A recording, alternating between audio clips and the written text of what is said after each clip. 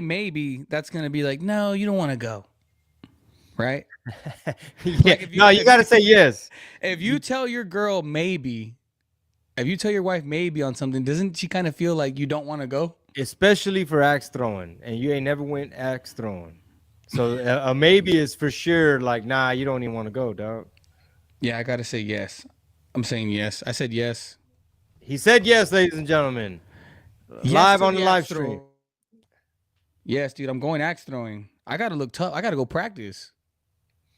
Yeah, maybe like you should put like a tire and you find like an old tire, have it in your yard, and get like a sledgehammer, and just to work them lats. Know what I'm talking about? Or That just or just throw a hammer at something. that too. Like put a mattress, lean a mattress on up against a wall somewhere on a garage, and that's That'd be awesome to show a picture of the mattress completely fine, and then next to it in the sheetrock is the hammer. yeah, man. I'm actually dealing with a couple little last minute repairs on this rental property today, so yeah, I'm still in that mindset of everything you talking about. Hammers, hell, I got to fix stuff in my house, but I've been busy with this rental, dog. So supervising and shit. You're the landlord, bro. Yeah. You're the landlord. Hey, dude, it's the trickiest thing with being a landlord is you about to turn over the keys to the renter, the tenant, and then they start asking you like, hey man, so like for real, how's the crime around here? Has anything? And you just be like, like in the area or like how far? Hey, do they They do put you on your the renter spot. do your renters take you serious because you're like Chingo Bling, and they're like, oh, I'm staying at Chingo Bling's house, or what's their vibe? I mean, the last two we had at this house, they don't know who the hell Chingo They don't Bling know is. who the hell you are. That's funny. That's awesome. They're What are they just like, like? who's this little cholo? Like they're older people, and they're like, I gotta give my money every month to this guy. Yeah, like they probably like, oh, this motherfucker speaks English. Okay. I don't know. He's some Chingo Bling or something. He told me to write the check out to Chingo Bling. Yeah, no, never that. Not for this. So yeah, man. I just got back from El Paso. Major shout out to everybody came out to the shows in El Paso. I was still riding off of a high from that amazing show we had in New Braunfels. That was Um, fun. yeah, that was fire, man. Yo, how much time did Flo do? I think he did like 23, 24, Oh 25 ish. wow, okay. Yeah. Well, that was an action packed 25 ish, because he Yeah, was he dude. was just beating them up, bow bow. And Yeah. luckily I'm seasoned, and I don't get in my head like, okay, good. That he's Nah, doing you he's doing what killed he's it, supposed to be man. doing. You did your thing, man. It was a great show from start to finish. It was awesome, man. Yeah, the crowd was great. You did your thing. So major shout out to everyone that came out to the A plus comedy New Braunfels. Yeah, man. And shout out to the sponsors too, man. Like I see you, I love how you take the time to say what's up to your like people that help you out, that sponsor your stuff. I've seen you at barbershops, I've seen you at smoke shops, mattress stores, you name it. Everything. You go through and you show up. I love Have you that, heard, man. have you heard of 10x? That book 10x. Nuh-uh. No. Well, I ain't read it, but I asked Grok for a summary. I asked AI for a summary. Hmm. But it basically means like, are you really working like as hard as are you making enough calls? Are you doing like, how can you up it? Like, okay, I'm making content. Can you make more content? You know what Hmm. I mean? I'm getting some sponsors. Can you get more sponsors? So next thing you know, you old as hell like me at some after party. You know what I mean? You're just like getting too old for that shit, dog. Nah, it's worth it though, man. It's always good to give back, man.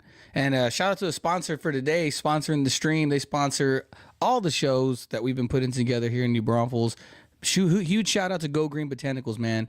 Trevor, Ben, Karina, the whole crew over there, man. They're super cool. You go in there and they'll give you whatever you need, man. Like I didn't know they did like CBD and THCA drinks now. They have gummies, like it's crazy. Cookies, like you name it, man. A lot of these smoke shops have it all, man. But what I love about a good smoke shop is when people are cool. Like they make you feel Yeah. welcome. You don't walk in, no one's there. Like you walk in, these people are there. They greet you. They say what's up, and they're right here in New Braunfels, Texas, man. So shout out to Go Green Botanicals for doing y'all's thing, man. Dude, if y'all really wanted to do y'all's thing, I need some samples. Yeah, send Chingo Bling some samples, man, and he'll be the guinea pig. Yeah. Test it on me. Test it on me. And shout out, this Look. is Trevor. This is White Boy Trev. So he's a like a manager there. He's a bud. What do they call him? Bud tenders. So Oh yeah. yeah, he's a cool dude, man. He's actually from El Paso. You just said you were in El Paso. He was the only white guy in El Paso, and he moved to New Braunfels. Now there's none. Oh wow. It's crazy in El Paso because right there on the New Mexico side, like you don't even have to go that far. It's like damn near part of the city, almost like an outskirt. And boom, it's legal. You're across state lines, and it's all legal in New Mexico. You just smoke across the line. You just right Yeah, there, you and you get, it'll be like basketball. Your toes on the line. yeah We got to take you in. Your foot's on the line. yeah. The smoke didn't stay within its jurisdiction. Funny, dude. Yeah, Nick says, how was that good, Chingo? So how did you try any of the product over there while you were in El Paso? Yeah, that was one of my stops, man. I had to, I had to go show love to my people out there. Um, A smoke shop out there? Yeah, Shout him out, Obi-Wan. man. Yeah, Obi-Wan dispensary out there on the New Mexico side, Sunland Park. So yeah, it was a lot of love, man, in El Paso. And I have Victoria, Texas this Friday, Kingsville, Texas this Saturday. And then I'm gonna be down in Edinburgh, Texas with my boy Raymond Horta at the Citrus Theater in Edinburgh. That's May 9th. So yeah, check out the website, man. We got you on tickets. That's gonna be a good one, man. Raton Mendoza says, Chingo, what's up, brother? Great to have you out here past weekend. It was a blast. EPT 915. Yeah, man. 915. That's the area code. Yeah, the 915, Chico Town. I'm used to seeing a 6 in there, but now it's starting to make Yeah. sense. Yeah, dude. You ever go out there? I have done the comic strip.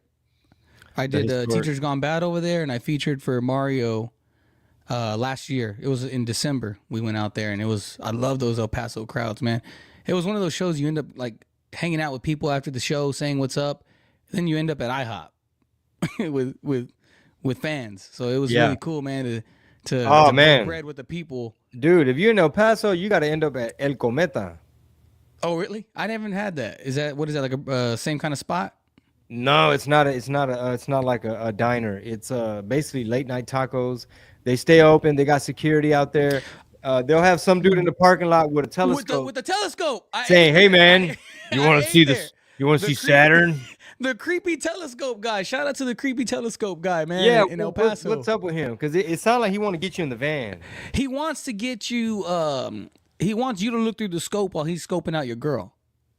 Hey, That's speaking of like creepy people, I was having a little lunch date with my wife, which is like a miracle because we both been running around for the past couple months, and I get a call, and it was a hotel chain, but it must have been like their little sales marketing department, and the dude is like, "Hey, we're doing a promotion, blah blah blah blah blah," and I'm like, "Hey man, I literally just sat down to eat. Like I'm trying to get him off the phone."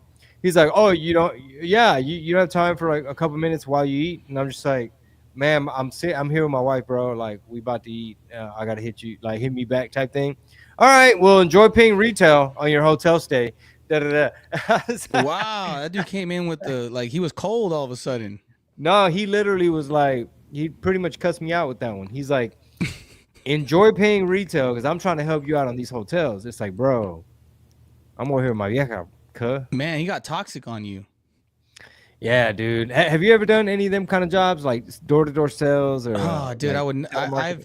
I used to sell jewelry, but that was easy because people came in ready for what they wanted. It Oh, was like at a jewelry store. Yeah, it was like dudes coming in to like buy their engagement ring, and they knew what they kind of wanted. It was easy. It wasn't those like cold sales where you're knocking on doors and stuff. I hate it when people knock on my door, dude. I can't stand it. And Bro. I'll even hide. Like I'll tell my daughter, "Hey, shh, everyone get quiet." Like, Yeah.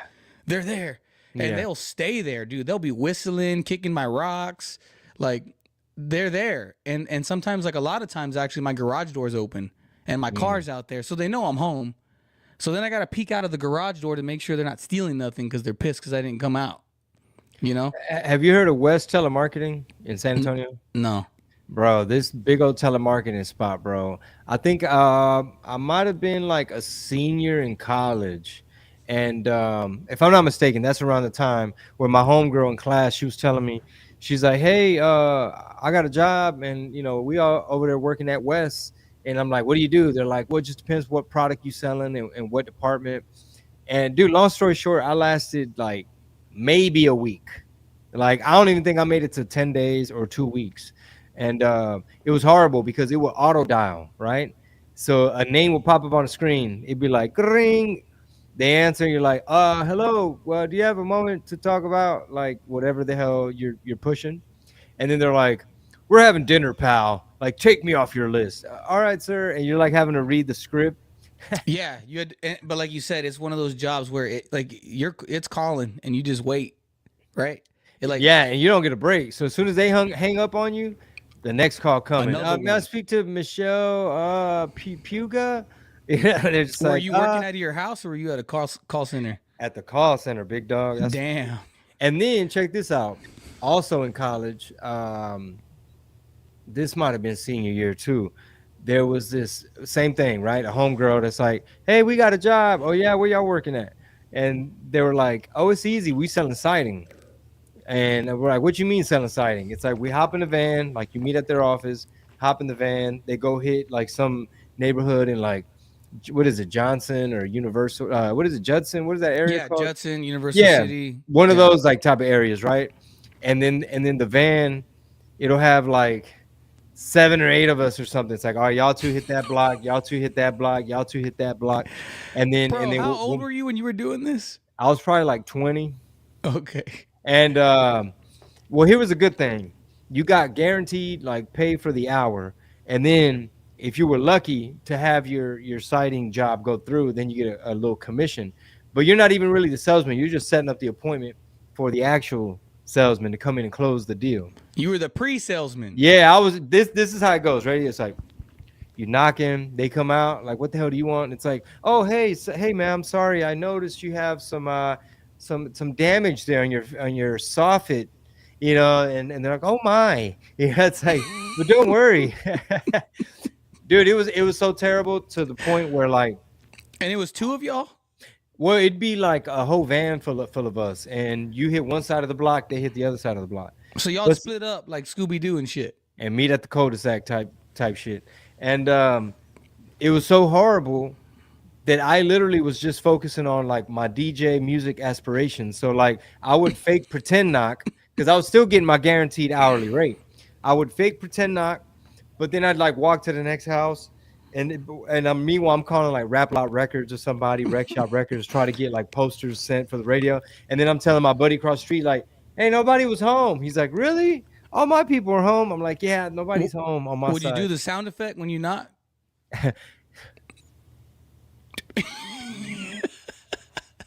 Dude, terrible, dog. Terrible. Yeah. Thankfully, I found show business. So this was before you ever did the rap in any of that.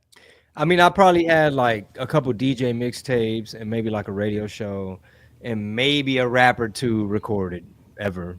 So there you have it, people. There's the story right there. Back when Chingo Bling had like a real job here and there. Back when he was just knocking on doors. Chingo Bling was ringing. Look at this comment. What does it say? Sounds like being the fluffer of the sales world. Gee. Yeah, dude. I've never heard of a pre-sales guy. You were the pre-salesman. And people hate salespeople, dude. It's just a fact. People are like maybe 5% of people are like, oh, a sales guy, come help me. Most people, even if they want something, like you just gotta be slick. Yeah, because even if you're buying a car, a boat, whatever it is you're buying, even when the salesperson comes to you, you're like, nah, I'm just looking for now. Let me find what I want, and then I'll talk to somebody. Like nobody likes salespeople unless you're slick. Like now, knowing what I know, I'd probably approach it a little bit different. You know what I mean? Yeah, for sure. I'm gonna put that. Nicole says, when are y'all gonna be in Corpus? We're actually gonna be in Corpus. I'm gonna be in Corpus tomorrow. Oh, damn. Tomorrow I'll be in Corpus at Mesquite Street Comedy Club. I know they have 2 of them. I think there's like a bigger one and a smaller one. I'll get the details out there. I'll post it today, but it's going to be Hooter Moreno, myself, our buddy Xavier, Ana Ramirez, and I think that's it. I think it's us 4, but it's going to be a good show. Oh, also a Christian, Longoria. I think you know him. Have you met him before? Where's he from? He's from Corpus. Longoria. Christian Longoria. Eesh, Yeah, man. he's a cool I dude, gotta see man. him. Okay. But it's gonna be a good show. So get those tickets. I think they're 15, 20 bucks. I'll post it on my Facebook, and y'all come out to that show. It's gonna be a good time, and we can't wait to see y'all. Yeah, support Where are live you gonna stand up. be at tomorrow? You have a show tomorrow? Oh yeah, tomorrow, Victoria, Texas, and Saturday, Kingsville, Texas. Pull up, put your face in a place. Nice. Let me throw some of these comments up here, and we can read them. You're even on my profile pic. This is little Chapo, the little guy, little Chapo. Wait, oh yeah, dude. Like, show your face, little Chapo. Hey, bro, that's the homie that got pretty tore up. Raton Mendoza. Hey, bro, are you feeling better? Cause you was little man there at the after party, dog. Was he there in El Paso? Yeah, I'm Chingo, looking what at are the you picture. eating? Was that whey protein? Yogurt, big dog. Okay. There's that HEB plug. Yeah, shout out to HB. Hey, Shout and, out to the Heb. Juan Sancho Villa says your hat. He loves your hat. Thank you, sir. Sancho Department here for all the clienta needs. They can get. Can people get that hat? Yeah, on my website, chingodemerch.com. Yeah, I'm about to get me one of those, man. Do I get a comic discount? Yeah, I got you, bro. Yeah, I got you 10% off. Yeah. Yeah, holla at my boy. Tell him Chingo sent you. Yeah. Let's see. Alex says telescope guy wants to look at your anus. That's hilarious, dog. For sure. For real. Like, That's he's funny you always mention him. there. He doesn't leave, I guess, right? That's his spot. Like, I'm seriously curious. Like, so what's the deal with you posting up here all the time in the parking lot? Do you think he pays money to the restaurant to be there? I don't know. It's just kind of like, it's just such a circus. Like, are you taking tips? Like, are you making money? You know what I mean? Then I'll respect your hustle. Do you think the cook shoes him off? Is he like, hey, telescope guy? They got like real deal security up in there. Oh, they did. And the security in there, they'll sell you beef jerky and shit too on the side. Everyone's got to hustle, man. Everybody. Pedro, what up, Pedro? ¿Qué pasó, tocayo? Man, we got a whole bunch of people. Yeah, a bunch of people tuning in right now, man. Trevor says he did the kiosk. It was Slang and Soap. Slang and Soap. What do you think would be the worst kiosk to work at? Like if you had to work at a kiosk, what would be the absolute worst kiosk? Like in the mall kiosk? Yeah. I think the steamer people that have to sell like like the people that are selling steamers, like cuz who's going to buy a steamer at the mall? Yeah, a portable steamer. Yeah. Portable steamer, that one's I think the sunglass people are doing good, like, because everybody needs a cheap pair of sunglasses. What's the mall by you that you go to? Dude, here in, like around New Braunfels is nothing but strip malls, but in San Antonio it's the one with the big boots, North Star Mall. North Star, that's a big ass mall. That's probably like the nicest mall there, right? Yeah, there's a lot of Pretty malls. much. A lot of the malls in San Antonio are like zombie apocalypse malls. But you know what? That's like everywhere though, bro. A lot of cities, there's like malls that like that where like the one at the Rocking Q in Harlingen. Like we got malls, Dude. we got malls like that in Houston. Really? Yeah, where it's like there ain't nothing left but like one like a gym. And there's no food court. Like it's gone. Yeah. It's just a lady with a table, a 6-foot table from Walmart all selling 'cause- tamales. It's all because of pinche ¿cómo se llama? Jeff Bezos. Yeah, Amazon, right? Yeah. Let's see. Bobby says, "What up, Nieto? What up, Chingo? I'll never forget seeing Chingo and Padre. I think it was like 2003, but he was handing out spring break Mecca wipes. Tripped me out seeing you in the boots with the Nike check and the cowboy hat. I never heard of him till that spring break, so it was a trip." Oh man, dude, talk about promo. 2003, Bobby was out there turning up. Look at this. Raton says, Chingo, crazy stuff. West Teleservices was my first job here in El Paso. Man, so they're like everywhere. Bunch of sighting guys, bro. No, that's the telemarketing. Oh, that's the one where you were calling. Yeah. Okay. Yeah, he said he worked for them too. This person says they used to do it for home security. Damn. That's got to be an easy sell though, because you could just use fear. That's got to be easy sell. La Cantera is the bougie one. Yeah, I need to go check them out. La What up? Conecta. La Conecta in the house, big dog. Nobody can stand salespeople, bro. Yeah, it is what it is. You gotta have finesse. You know what I mean? Can't be too pushy. Okay, if you were selling a car, It's all persuasion. Yeah. if you were selling a car, like say you're a car salesman in today's world, somebody's walking around looking at the lot. What's your pitch to them? What are you saying to them? Well, first I'd get them talking and ask them like, try to get some info, right? Whatever type of question is gonna get that out. Like, hey, what kind of car you looking for, type thing, right? That way you can kind of figure out if they're like, well, it's for my daughter. She's going to college, and it's in College Station, and we want something safe for the road. And you're just taking all that information. Now you're gonna sell them a big body SUV. Like, man, this got good safety rating. Like, she's gonna be on that road. If you put her in a little Dodge Neon, you got these 18-wheeler drivers, bro. They don't know what the hell they doing. You know. And how are you dressing, bro? What do you think would be your style?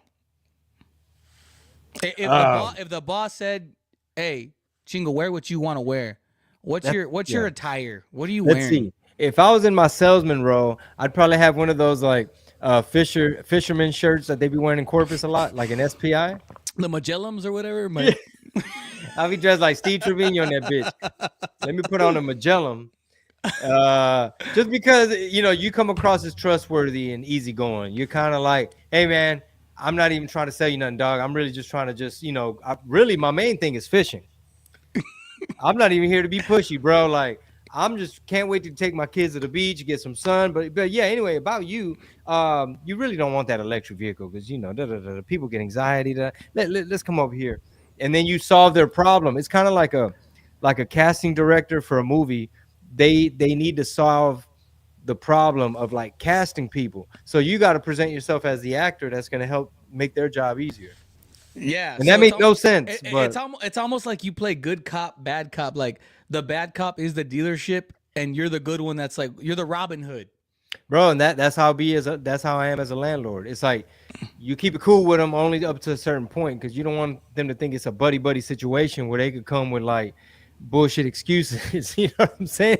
So you let them know the laws of the land. So boom, bad cop. But at the same time, you good cop because it's like, Let me ask you this: Do you let your renters have dogs or pets? Oh no, that's in the contract. You show them. You got to show them that part. Right under subleasing, ain't no subleasing. Guess what? If you really want to have a dog, you got to pay a tariff. Do you do drive-by dog checks? Well, these last people we had, bro.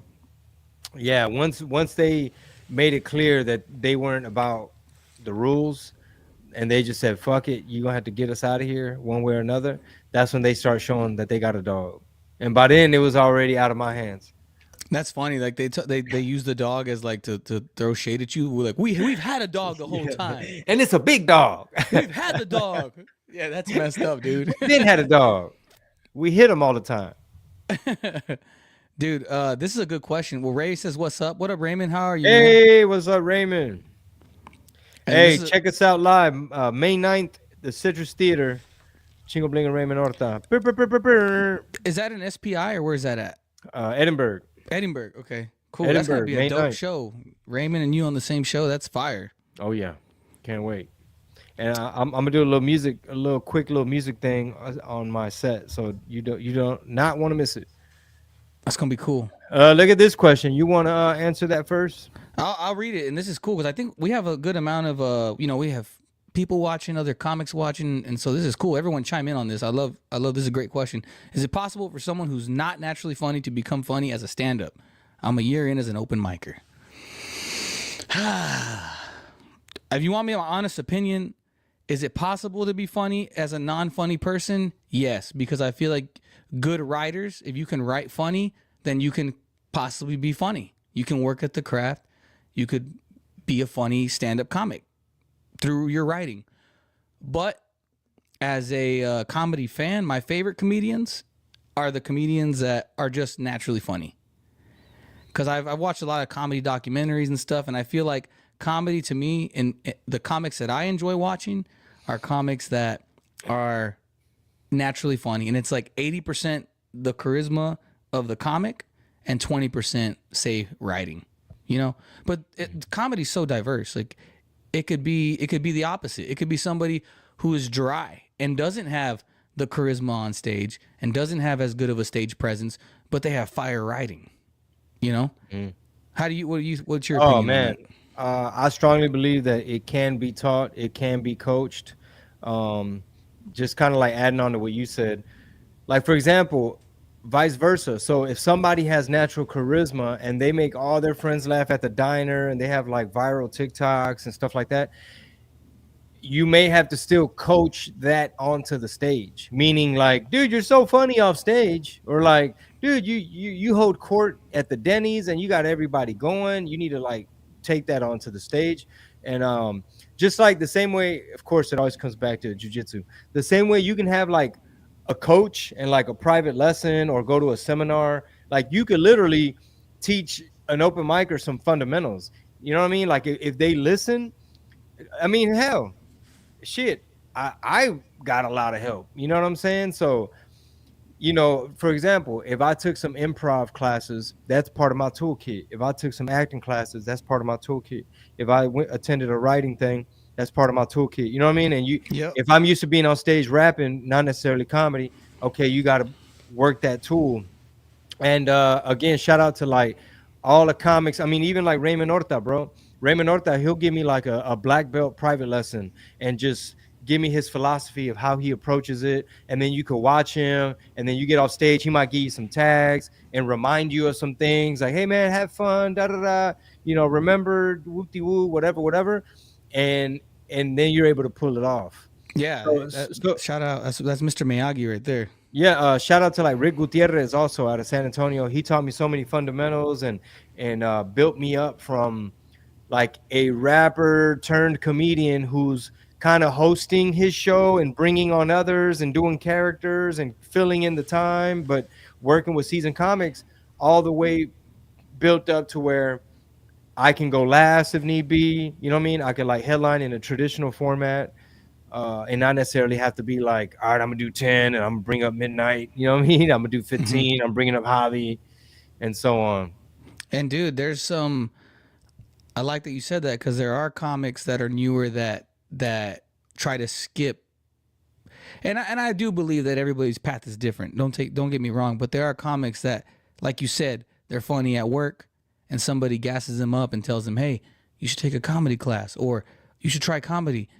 And right away they try to go from being just like starting out to fame right away, and it's like it don't always work like that, you know. Like it does take, like Hector just said, he says repetition and open mics is the absolute best way to transfer those comedic gifts. It does take repetition and, like you said, pulling in pointers from this person or that person, or learning on your own, you know, taking classes or whatever you got to do to better your craft. Yeah, everybody can always get better. Like jiu-jitsu. You can Yeah, always yeah. get better at anything, at comedy, anything, man. And but I've seen people try to skip line, try to you know, be 2-3 months into comedy, and They filming a special already. well, yeah, walking around like, yo, I'm killing it. I'm the shit. And it's like, nah, man. And that's another thing. There's comics that'll go on stage and always feel like I'm the opposite. There's comics that'll go on stage and be like, man, I killed it. I crushed it. And I've seen monsters on stage. I've seen comics crush it. I've seen live. I've seen Fluffy. I've seen Fluffy absolutely crush it. Raymond, I've seen him absolutely crush it, where people are falling over laughing. You know what I mean? I've seen you crush it. I've seen people crush it. And when I see other comics get off stage and be like, I crushed it, I'm like, no, you didn't. Yeah. I've seen people crush it. For real crushing it. You didn't crush it. And another There's thing, a lot of work. yeah, another thing too is perfect practice makes perfect, not just practice. Because, for example, Hector says repetition at open mics. Well, if you're repeating the same mistakes over and over again, and you're not willing to be flexible or edit or take direction, then you're just repeating, and it's gonna take you long, and you going in circles. And then even with open mics, sometimes I know me personally, bro, I was picking up bad habits at open mics. Like I started being very low energy and not really knowing how it needs to be because it's comedy club and it's a sold out weekend. They're here to see you. But you had an open mic and everyone's like, what else? You know, hey, funny thing happened on the way. And you know what I'm saying? And you start like second guessing yourself, doubting yourself, and you might be putting on a certain performance, and it's like if it's only comics and they're not really like in it, then you're getting weird feedback, and it's not even accurate feedback. So anyway, Yeah, I liked your impression though. which part?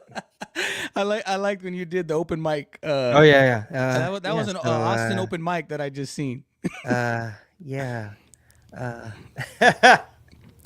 So No energy. Yeah, so no energy.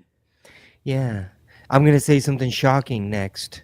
Yeah, this is funny because Trevor says thoughts on the Kill Tony podcast. I honestly don't really watch it or check it out. I just saw my boy kill it though. Patrick D. Patrick Christopher. Yeah, Patrick Christopher. I don't know why I said D, but Patrick Christopher, man. You were thinking of drums. Probably. But yeah, I saw him kill it on the drums on there. I saw the clips circulating. The interview, he killed it on the interview. Oh, dude, I need to watch the interview. And you know what?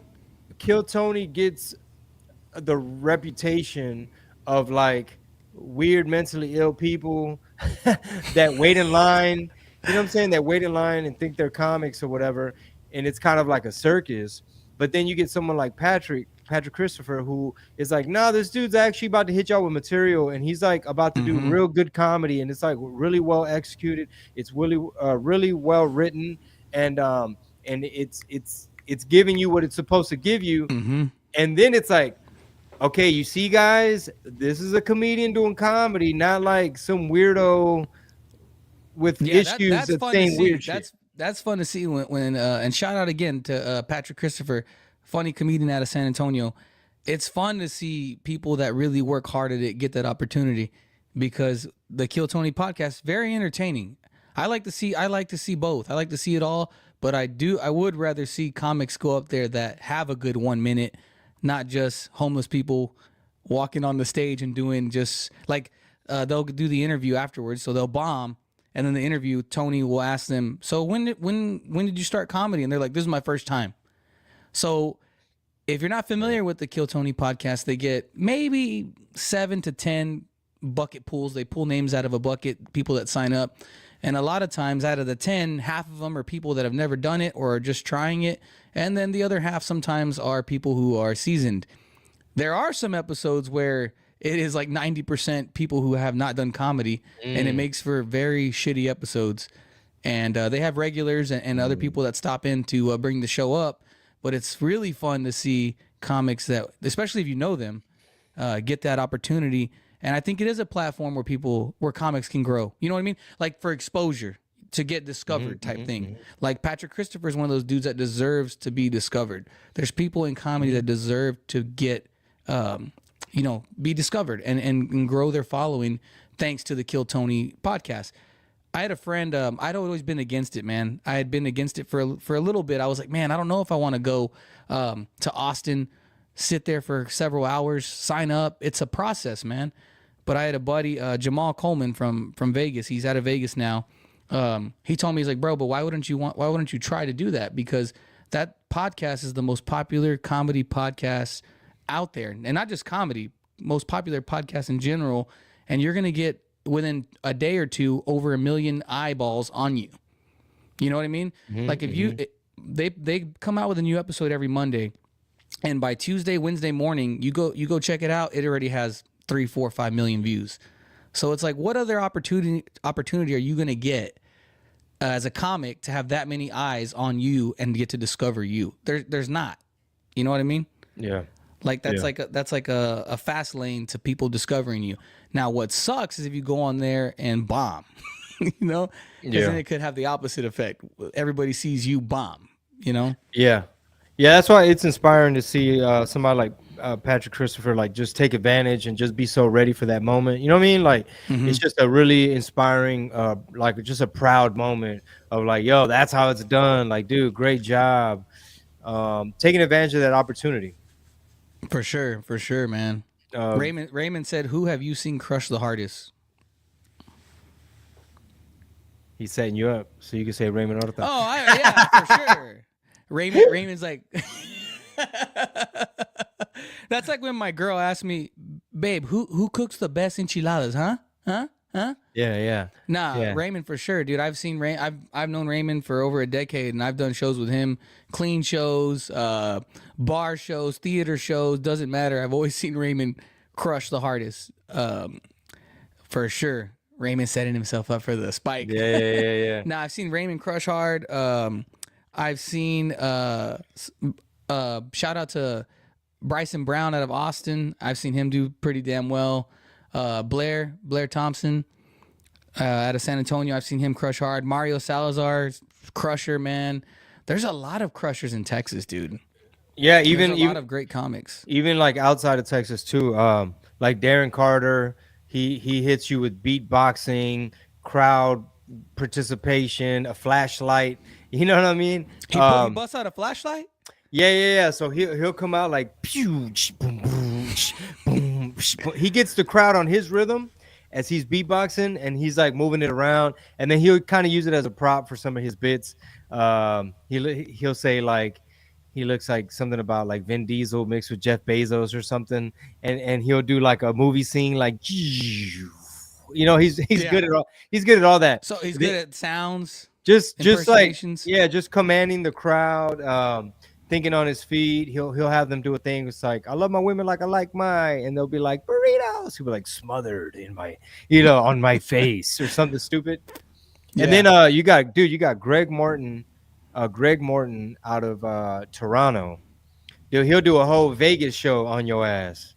Like he'll come out with a suitcase. He's turning into Tina Turner. He's bringing somebody on stage. They're behind him doing a thing, and he's like roasting the guy. That's like, he's like, come on, you've never done this before. Like, dude, trim your nails, because he's got a wig on still. Anyway, you just got to see it. That's funny, man. This person right here, Red PNW 503, says, tuning in, bro. Good morning. My friend gave me a CD back in 06 with your music. I was about 13. Good job, bro. Highly underrated comedian for real. You got back catalog, bro. Sas. Boom. Mario Salazar. Darren Carter. Yeah, Darren. I gotta check Darren Carter out. The starter. Yeah, dude. He's super cool. He's funny. He's a good dude. And yeah, he'll come out on stage on your ass beatboxing. There he is. Oh, he was on Last Comic Standing? I gotta follow this guy. No shit. I didn't know that. I but feel dumb for not following him already.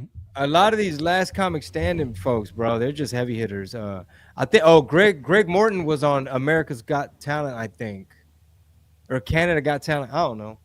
He's been on something on TV. It might have been Last Comic Standing. Let me see. More stage crushers, obviously, besides Mario and Raymond. I mean, hell, dude, Javi Luna was letting loose on El Paso this weekend. Oh, Javi was featuring? Yeah, dude. Javi's funny, dude. He was hitting a whole other gear, dude. He was hitting a whole other level. Like, I had already made it home, and I was giggling to myself about some of these new tags, and my wife would be like, what are you laughing at over there? I was like, pinche Javi. And I'd have to tell her. Awesome, dude. Yeah. Javi's cool, man. Shout out to Javi Luna out of Corpitos. Yep. Yeah. There's a bunch, bro. I mean, Jesse Payton, he'll come out and do a bunch of crazy shit right before you. You know what I mean? There's a whole bunch of fools, dog. It says, what do you think of the Autotune comedian, non-conventional comedy? Personally, I like him, but traditional comics are 50-50 about it. Autotune comedian. Hey, you heard of Eric Schwartz? Mm-hmm. Yeah, the bald-headed dude. What does he call himself? Something about the white Mex, not the white Mexican. What does he call himself? I'm not too sure. I'm not too sure, but I know him. Yeah. But he'll come out. I haven't seen him live. He'll come out freestyle rapping on your ass, bro.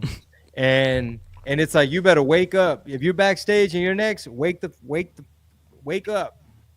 Dang, dude. Snap out, do some jumping jacks. Jumping jacks. I feel like if I tried to like do like bust the flow, like some freestyle stuff, it'd be funny, but it wouldn't be good. Like it wouldn't rhyme very well sometimes. Like I'll be in the car with my kid and she'll be like, "Daddy, bust the flow."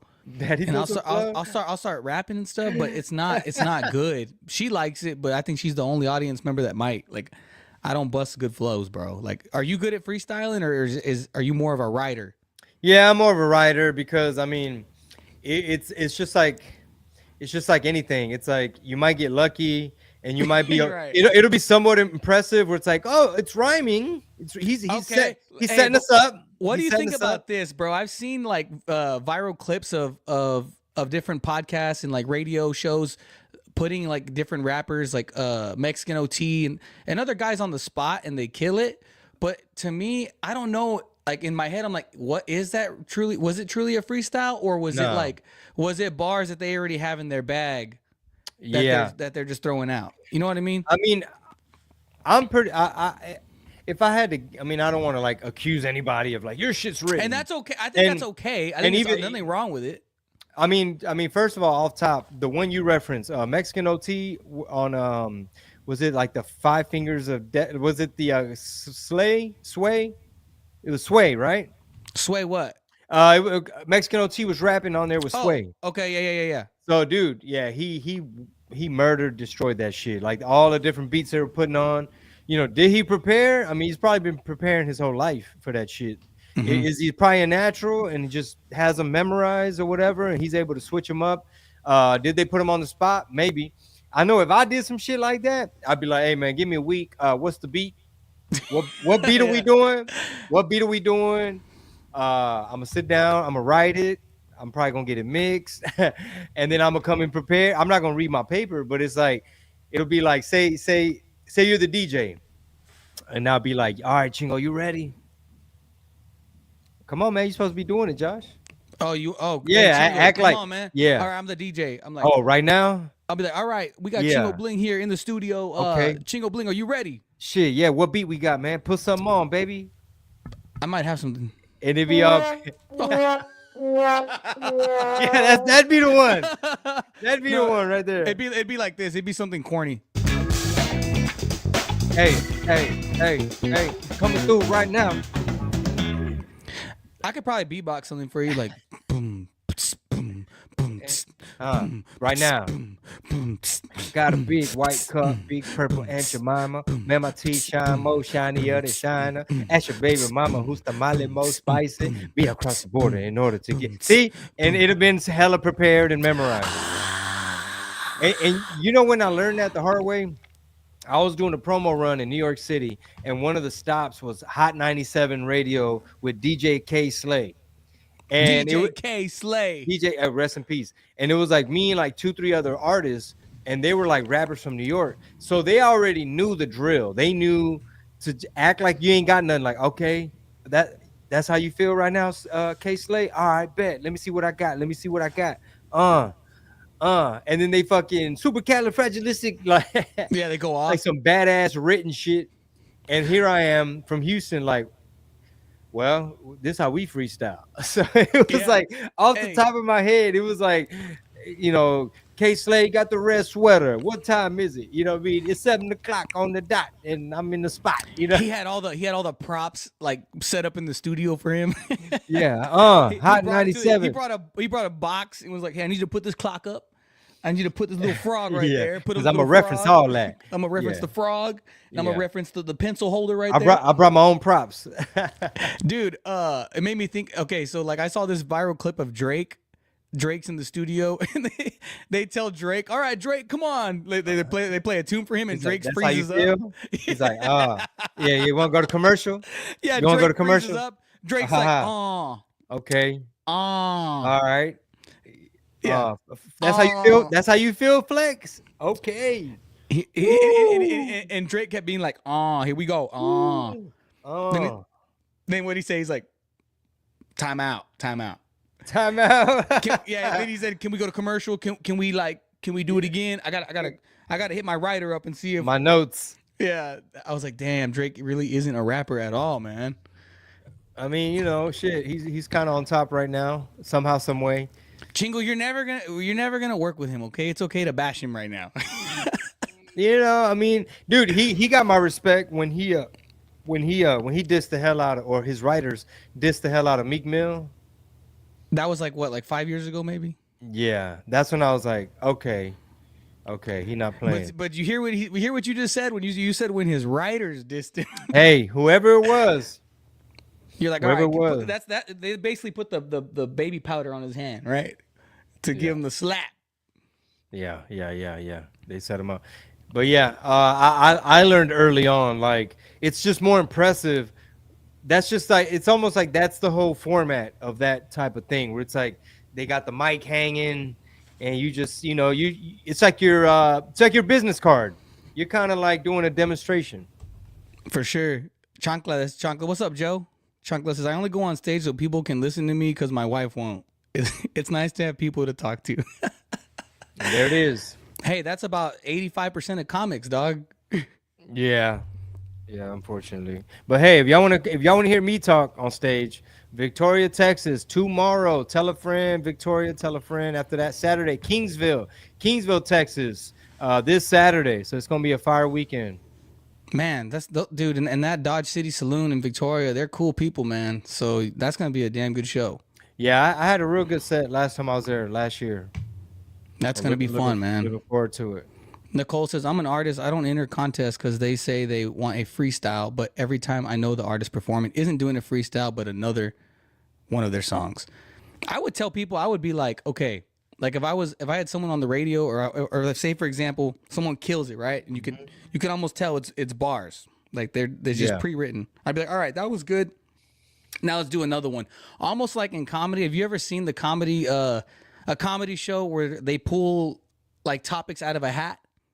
No. And it's cool. Like there's shows where they'll pull topics out of a hat, and they get like, let's just say a minute or two, whatever it is, to tell on the spot improvised joke about that topic.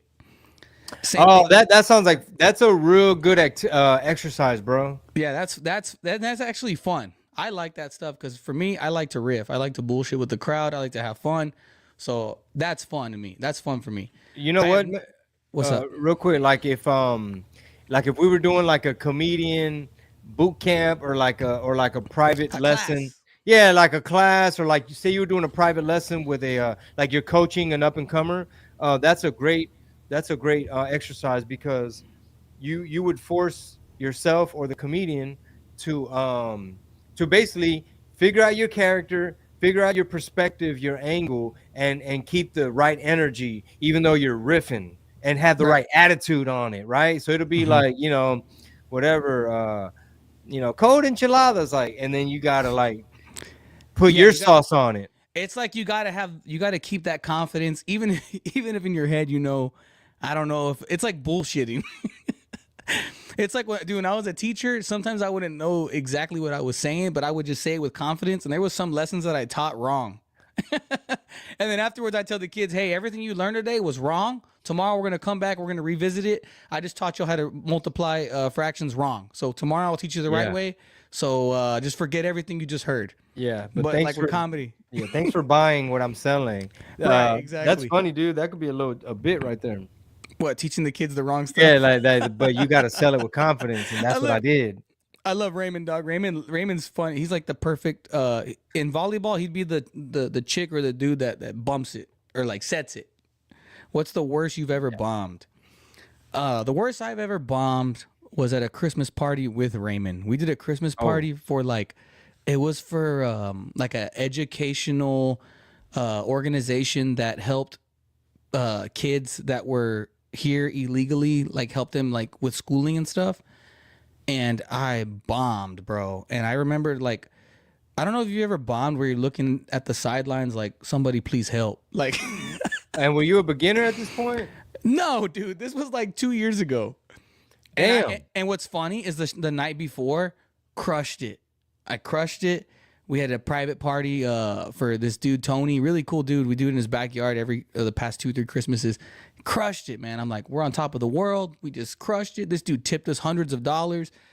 I think Raymond got a huge tip. He tipped me like $400 or $500. I'm like counting money. I'm like, dude, we're gods here. They're like lifting us up. They're letting us participate in the Christmas prizes. Like we have a chance to win TVs. They're feeding us. And then the next day, you're like, dude, I want a bike. Yeah, dude. A kid's bike. The next day, terrible, dude. And of course, the setup had something to do with it, but I don't like to blame the setup. It was what it was. Bombed. And it's always nice to bomb because it makes you like rethink your strategy. You're like, Yeah, it makes you rethink, should you be doing comedy or not? Yeah, it just lets you know you got holes in your game. Yeah. But the crowd was far away. There was a buffet line. They had like a buffet. The buffet line was like right next to the stage. It was terrible, dude. And it was funny, man. It was great. Shit. Look, Mario said, not the last show at LOL 2 weeks ago. Who was that? Who'd bomb? Josh? He was talking about me. Damn. I hosted the last show, and I was like, I had 4 great shows, and then the last show was like, such mids. I'm like, God, how did I go from killing 4 shows in a row to having a mid host set? And what was it? They were just tight and you couldn't figure them out? Yeah, and then you only have so much time as the host. You know, you got like 8 to 10 minutes to make it happen. And if you don't, it's like, all right, that's cool. I enjoyed it. I love comedy, dog. So it's like, I'm going to enjoy it. You know? Yeah. You got to have fun. I'm going to have fun. You can't do it just for the audience. A good percentage of it has to be for yourself too. You know, like you got to enjoy comedy. If you're only doing comedy for, like I like to write jokes that I find funny, and it's like, and Raymond taught me that. Shout out to Raymond Morton. He taught me like, dude, write jokes that you enjoy, that you have fun with, because at the end of the day, it's you. You know what I mean? When you go back home, you got to enjoy this stuff. Like you can't always be like, when you're thinking of writing, like, oh, should I write this joke for this certain genre or for these people or for this? It's like write jokes that you enjoy. Yeah, because you got to sell it ultimately. Right. And then the people that ride with you, those are your people. You know what I mean? That's who's following you. Like your followers, the people that follow Chingo Bling, those are your people. You write jokes for you and your people. And besides, there's like a percentage of the population that doesn't have a sense of humor. So you can't get caught up over like a few people's expectations. Like, you know, so I agree. That's a real good advice, real good lesson. Like you got to like it because you're the one that has to sell it. You know, you got to be happy with it, and you're going to just be more convincing of it instead of like, I'm faking it. I think they smell it. Like, you know what I mean? Yeah, no, 100%, dude. Delivery is everything. Mario says you had a good host set. You just used to crushing. Yeah, dude. Happens. And that's part of it too, is like, I think we all have expectations of ourselves as comics. You know what I mean? Like you could go on stage and do mediocre and get laughs, and the crowd won't even know it. The crowd won't even know in your head you did you know? And they'll come up to you after the show. They'll buy the Sancho merch. They'll support you 100%. Pictures, you name it. But you go home and you're like, damn, I think I left something out there. Yeah, I fumbled that one thing. I forgot that one joke. And it's Right, like, the people crowd- are like, dude, man, that's my first show ever. That was so funny. Yeah, the crowd ain't going to know. They're really not. They're not going to know that you missed a tag or you didn't, the punchline didn't come out the way you normally do it. They're not going to know all these things. You know what I mean? Yeah, they don't have the script you do. Exactly. So you just go with it. But it's the going home, it's the watching your film, seeing like what you did different. And that's what I love about you, dog, is you're into that stuff. Like I watch you, and like you're like, even when we were at South Padre and we're hanging out, like you're very you love comedy. Like you're not just bullshitting. You're not just like, hey, I'm going there. I'm just bullshitting on stage. Like, no, you take this seriously. Take the funny seriously. I'm competing against myself. I'm focused, laser focused. I don't drink alcohol, like none of that, dog. I'm prioritizing rest. You know what I mean? Like I take my little management, pinche alpha brain, pinche all that shit. Funny, dude. Oh, thank you, Trevor. Yeah, he said Kings and Queens Ballroom was the first time he's seen you, besides on the phone, and he did not disappoint. Not at all, man. It was a good time, dude. It was a good time. Well, that's a great comment to end with, man, because I gotta run.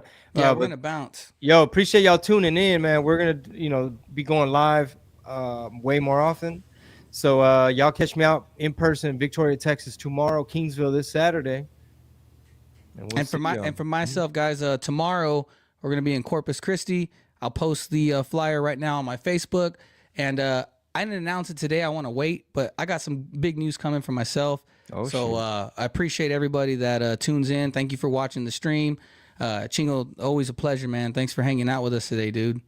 Thank you guys. Appreciate it. Y'all be safe. Have a good one. Yeah, and shout out one more time to Go Green Botanicals. Thank y'all for sponsoring. Thank y'all for everything you do, and we'll see y'all next time, man. Y'all have a blessed day and stay safe. Peace. Peace out, y'all.